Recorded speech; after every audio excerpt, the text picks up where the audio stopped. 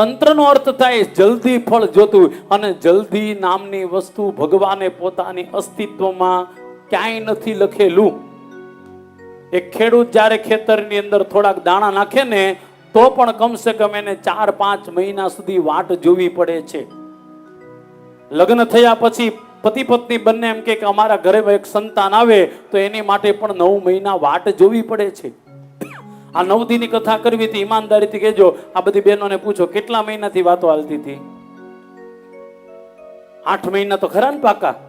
તો એટલા મહિનાથી વાટ. તો કોઈ પણ કાર્ય જેટલું વિલંબથી તમે કરો છો, વિલંબથી થાય ને એ ટકી રહી છે. એટલા માટે વાલ્મીકી રામાયણમાં પણ લખેલું છે.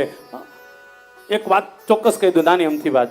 અંગદજીએ હનુમાનજીને કીધું કે હનુમાનજી તમે ન્યા ગયા તો સીતાજીને લઈ આવ્યા કેમ નહીં? આમ ઉતાવળા બહુ હોય ને, તમે લઈ આવ્યા હોત તો આખું તમે લંકા હળગાવી નાખી, સીતાજીને લાવવામાં તમને શું વાંધો હતો? ત્યારે હનુમાનજીના શબ્દ વાલ્મીકી રામાયણમાં કે બધી વસ્તુ છે ને એમાં જલબાજી ન કરાય. અને બીજું, અંગદ તમે એમ કહો છો કે ન લાવ્યા, મેં માં જાનકીને કીધું તું જેમ રામ અને લક્ષ્મણને મારા ખંભે બેહાડ્યા, એ માં તમે મારી માં છો, તમે પણ બેસી જાઓ. ત્યારે માં જાનકીએ કીધું નહીં, રામનું પરાક્રમ દેખાવું જોઈએ, સમાજને ખબર પડવી જોઈએ રામ કોણ છે. અને જે રાવણ મને અહીંયા ઉપાડીને લાવ્યો છે એ રાવણને જો મરે અને હું આવી જાઉં તો રામનું અસ્તિત્વ કાંઈ ન રહે. એટલે માં જાનકીએ કીધું કે નહીં, રામ આવે પોતે અને મને અહીંયાથી લઈ જાય.